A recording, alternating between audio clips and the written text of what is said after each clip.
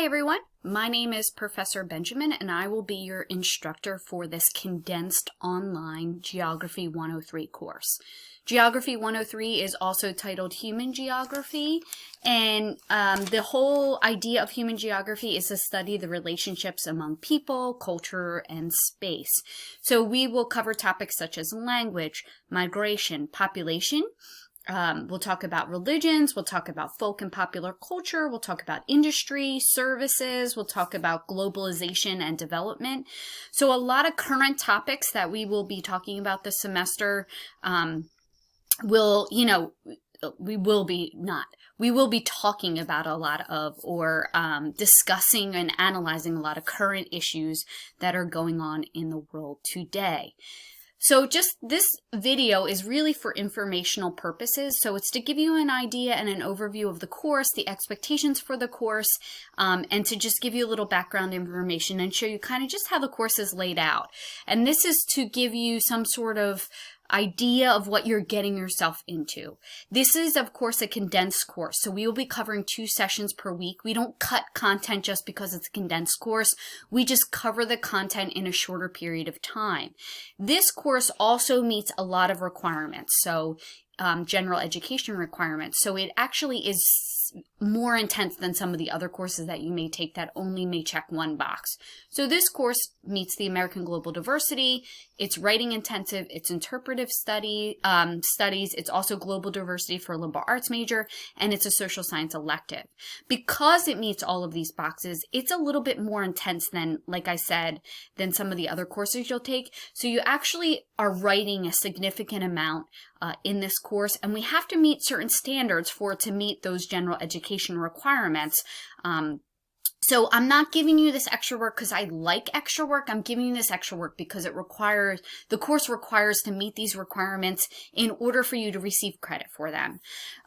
So let's just take a look here. So as always in any course, the number one thing you want to do is read the syllabus, and the syllabus can be located here on the homepage of the course right here.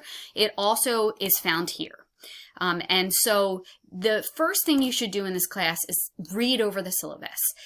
Read what my expectations are, how you're going to be graded in the course, and all of those expectations are within that syllabus. The last page of the syllabus is super important, and it contains a course outline. So it tells you everything that's due and when it's due in this course, and I highly suggest that you have that sheet of paper, and if you use an electronic device to remind you, you place all of those due dates in there. You also, if you're a planner type person, would write those into a planner. The textbook is required for this course, and right down here on the homepage as well as in the syllabus are images of what the textbook looks like. So I will be using this, the 4th edition, but you're more than welcome to use the 3rd or the 2nd edition of the textbook to cut costs, or whatever you want to do. You're more than welcome to use those, but you will be responsible for finding the information within the textbook if the chapters have changed or if terminology is a little bit different.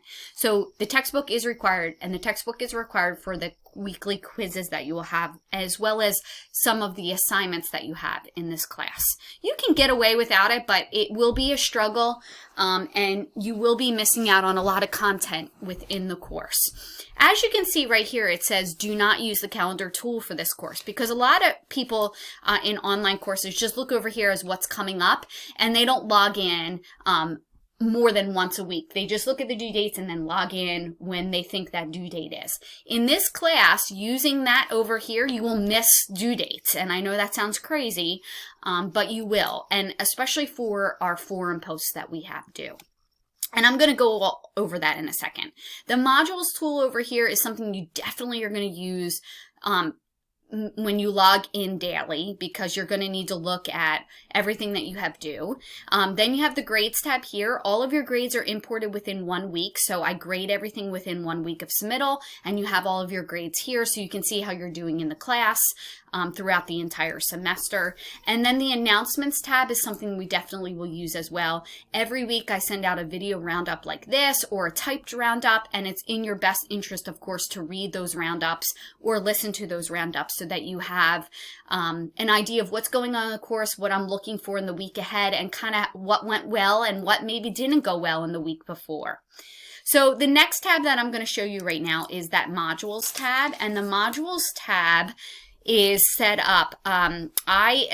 I like to be as organized as possible. So right here is the course information tab, and this is available to you throughout the whole semester. There's a video on how to use the grades tab, how I like my assignments submitted.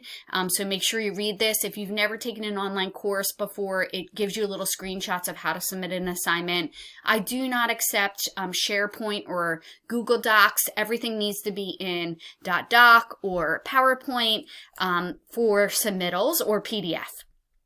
And then I have my directions for initial posts and response posts here. You definitely want to read these thoroughly through and make sure you use them as a checklist guide for how I would like my post submitted.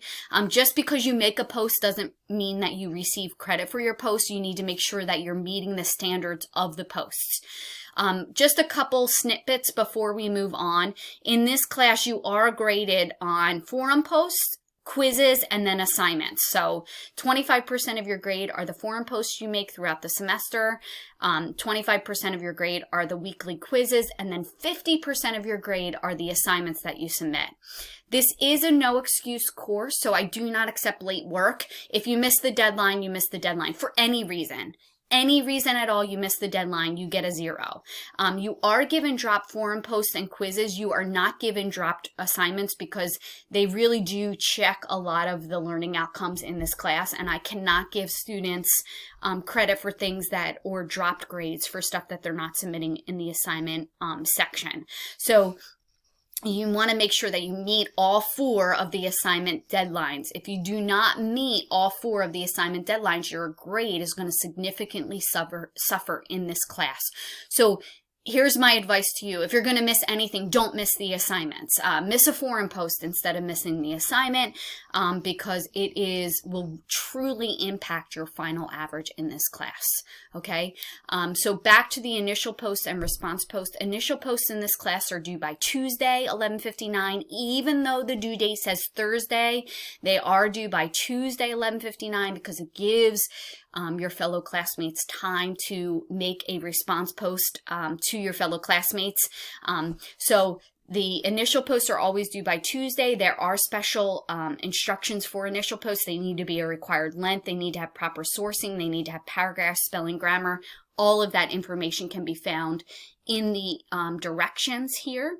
And then response posts are due to your fellow classmate by Thursday, 11:59 each week, and all of that information on what my response post requirements are here. They have to be at least 200 words, agree, disagree, and explain why. So writing is really, really heavy in this course, and it is a significant part of your grade, and this is a writing intensive course, so it's important.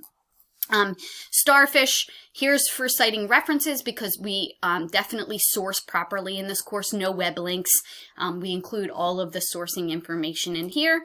And then some of your assignments will require you to conduct research. And so here's a video on how you conduct research while off campus using the library databases. And we have an extensive library database here at CCP. We have fantastic library resources, probably some of the best that I've ever seen at any institution, even at 4-year and graduate institutions. We have fantastic library resources. So because of the condensed format of this class, we cover 2 sessions per week. So it's absolutely essential that you understand you have a significant amount of work due in this class because we cover 2 sessions per week. So you'll have a forum due by Tuesday for the introductory, a response post due by Thursday, and then a quiz. You will also have the first week an initial post due for population by Tuesday, a response post by Thursday, and a quiz due by Sunday. You will also have an assignment due the first week. Most weeks you will have an assignment due, and so it's a lot of work. The quizzes and assignments are always due by Sunday, the initial post due by Tuesday, response post due by Thursday. I always give a video walkthrough of the assignment that clearly explains what my expectations are of the assignment. It walks you through the expectations. The population, the assignment portal contains all the information about the assignment as well as a rubric on how I'm going to grade you. So I'm very specific on what I would like for the assignment. So if you meet those specifications, then you should earn an A. And so you want to take that into account. So we'll cover 2 sessions per week. So the first week we'll cover session 1 and 2, the next week 3 and 4, the next week 5 and 6. The portals are always open 10 days to 2 weeks before the due date. So if you would like to work ahead, you're more than welcome to do that. Okay, so I'm hoping that this video, while I know it's not long, it gives you a little bit of idea of how the course is set up and how it's organized. All of the stuff that you need to succeed for each week and each session can be found within the session. So there's no need to go outside of the session to find additional sources or anything. Everything you need is in there, is in the session. So it's in your best interest to read through all the documents, look at all of the videos and additional articles that are given to you each week, and then type out your answers to your forum posts and then respond to your classmate, and the quizzes are here as well. The PowerPoints are given to you each week here with a little brief description of what's going on that week. So if you choose not to get the textbook, which of course I do not require, but I do not kind of advocate for. I totally advocate that you need the required text, but the PowerPoints are here and hopefully they'll help you a little bit. They're not going to help you totally answer the questions, so it is in your best interest, of course, to have the required text. And you'll see that everything is set out for you for the entire semester right here. And again, remember, we're going to be covering 2 sessions per week because of the condensed format. If you ever have any questions or concerns, always reach out to me here through the Canvas email. I do not respond to emails through Gmail or through CCP email because I teach so many students that the best way to contact me is through the Canvas portal, because then it tells me what course you're in and I can understand kind of maybe where your question is coming from or what it's related to. Also, be detailed in your emails to me so that I can help you instead of going back and forth. If you're detailed and you have a full explanation, it just makes the process a lot easier and makes me able to answer your question in a more efficient manner. Again, if you have any questions throughout the semester, feel free to reach out, and I look forward to starting this journey with you.